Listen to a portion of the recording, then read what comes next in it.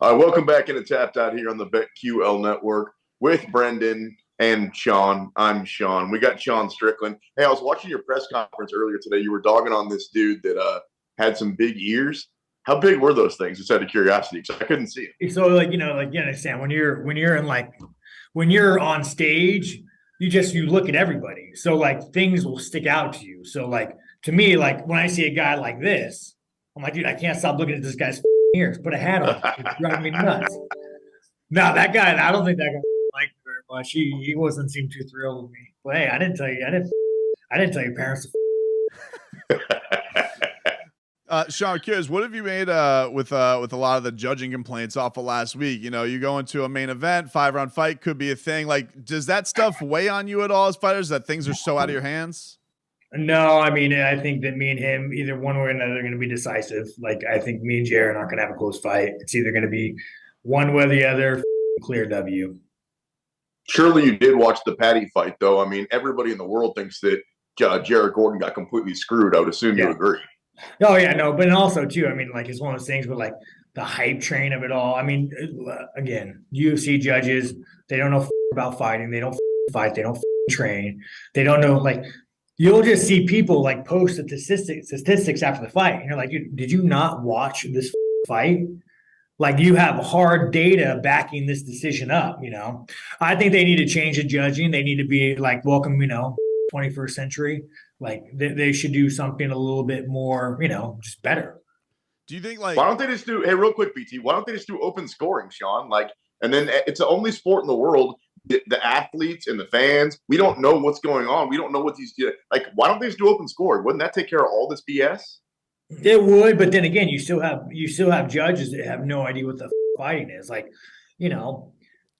they just don't. They need to have a better judging system, better unified rules, as opposed to like, hey, you're going to go to some secret summer camp and we're going to teach you how to judge. Like there just needs to be way more structure. At least we know. Like, well, maybe if I'm countering the whole fight and I'm backing up and I'm hitting those, in the eyes of the unified rules, am I winning or losing? And you might have some tough Mexican judge. It's like, no, man, I come from a boxing background. If you're in the middle throwing haymakers, you're winning, even if none of them are landing. So we just need to, evolve.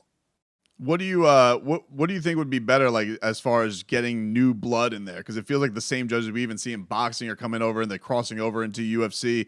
Like, would you like to see more guys once maybe their careers are over to kind of venture off? Because you are starting to kind of get that pool of, guys, eras are winding down that maybe understand the sport a little bit better. What do you think is a fix of just the people doing it? So the issue is we don't have a unified rule set. So it's like, again, you take a guy who's in the middle holding the ring, and maybe they're landing the same points. Now, are you winning just because you're in the center? Like, judging will always be until we have a unified thing to judge on. Golf, you hit the ball in the hole, you win. You go in the sand trap, you lose. So until they get like a better unified rule system, you're always now. Because I might watch a fight and I might judge it way different than Jared Cannonier might judge a fight. So until we get some sort of unified rule set, it's just going to be a show. We're talking with Sean Strickland here, tapped out on the BetQL Network. In your last fight against Alex Pereira, he was talking about how scared he was of you going into the fight. Was it the same for you? Like, were you thinking, oh, this guy? I mean, everybody, monster? Like, again, dude, when you get in the ring and you look at a guy and this man wants to take half my check, he wants to take a part of my brain, he wants to put me out. It's a scary thing when me and Jared get in the cage and we look at each other and we're just gonna be like, hey, we're here to kill each other. It's a scary thing. We're all human. The difference between fighters and most people is we get that feeling and we walk towards it. Most people get that feeling, they're like, this, I don't want this. And that's kind of the difference. But not everybody's human, but when that cage door shuts, it's to the death. Stops it. What was your I guess your fallout from that, Sean? Like, how did you deal with it after what happened? Like, did you feel like I want to get in there even faster to go get it run right? Again, dude, half my check was gone. I wasn't fighting for a belt, which means less money. I mean, bro, here's the thing about fighters. We lose in the gym. We lose all the time. We're losing. Yeah, it sucks, but losing sucks because It's half our check. It's not like the NBA where like, you know, you get, all right, we can go back and get it next week. Get it next week. It's like we only get a short amount of we have such a small window in our career with such a small amount of fights with pay that you ain't retiring on. So it's more of like the hardness comes from losing your check. There is no next week game day, you know. Is that at the very top of the list? Because like a lot of guys, they'll BS and they'll talk about, you know, they want the belt, they want to fight this guy, they want to fight this. But like when it comes down to it, money's at the very top of this thing, right? I mean, whenever I'm 50, I don't give you can put any belt around me, but if I'm poor, I'm poor. You know, how many is that belt going to get you when you got, you know, when you're on food stamps?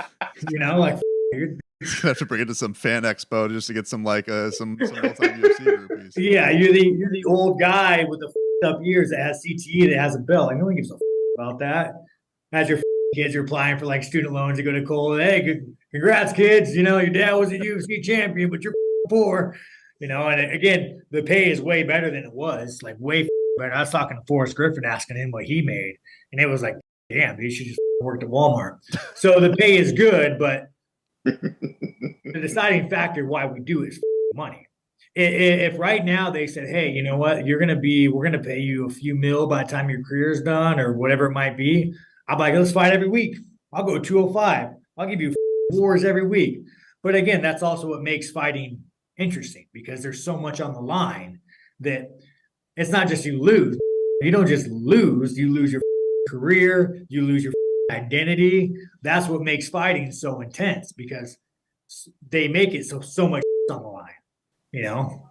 As you mentioned, you know, it feels like you guys, you and Jared, just makes for a really good match. What do you think of him as an opponent? Oh man, scary dude, kill a gorilla. It hits really hard. They tend to give me guys that hit hard. I don't know. You know what you're trying to do to me, man? Trying to make my brain a little bit more mushy. No, I think Jared he hits like a truck, dude. I just think I'm better than him, though. You know, it's one of those things where it's like the thing that sucks about Jared, though. Anytime you fight dangerous guys, like even Alex, I'm playing a game of numbers where I got to you up for 25 minutes. These guys, they only got to land with one. So it's one of those like numbers games. But I train with bigger monsters than Jared, so I should be fine. Sean, is that like your style? You have such a calculated breakdown of guys when you do try and beat them. Is there ever a point of view where you feel like I could open it up more, or I could bring more power? Or you just like that's just the game? Like they are. You know what it is, dude. You know what it is. Like, have you ever seen someone throw a baseball and you're like, dude, you throw like a girl. Like, you know, they throw and there's just no heat on it. There's no nothing. And you grab some guy who's never thrown a ball in his life and you give him a ball and he just boom and he just like you're like Jesus. Dude, like you got to go play for the major leagues. I just think some guys, dude, they carry that heat and power, and I'm not one of those guys. I don't carry that. But me, I mean, I'm a smart, I'm methodical. I can see guys and break it down. So my path to success is I got to break it down like an equation and find the path, you know. But then you have these guys like Jared, you hand him a ball and he's putting it through a couple walls. So, you know, when you fight, but again, that's the fun matchups because you take a guy who's a smart, methodical fighter and you fight a guy who hits like a truck and you're like, hey, what's going to happen? It's interesting you say that, man, because like I find you to be the most interesting fighter in the UFC, dude. I can't figure you out. Like I see your press conferences, I see like what happens with you, like on the street with that dude in the car and all that stuff. But then I see everybody that trains with you, and they're like, "Nah, he's the dude to be around." Like, well, no, but again, that guy that had me in the car, I'm driving, I'm watching Grand Thumb. You know, it's like a YouTube gun channel. The guy's a funny. He was talking about like muskets, and I'm laughing. And then this guy pulls up next to me. He's like, "Hey, you're driving so slow. You made me miss a light." And I'm like, "Well, are you telling me this because you're trying to be a man and fight?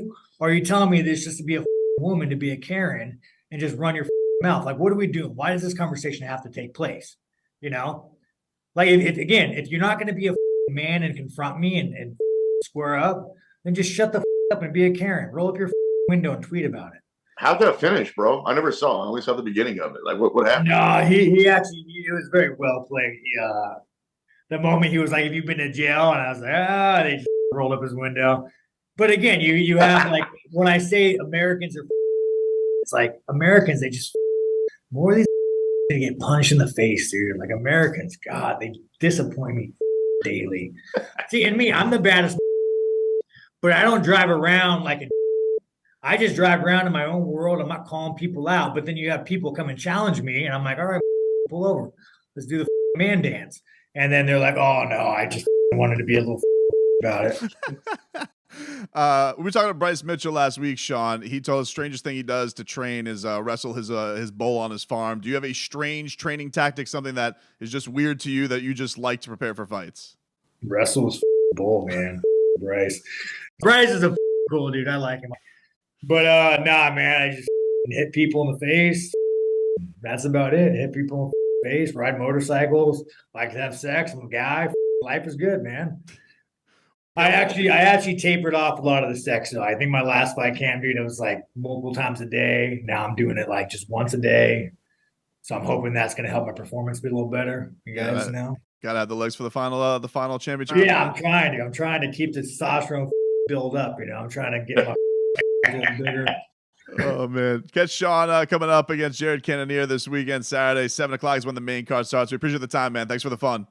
I got you guys.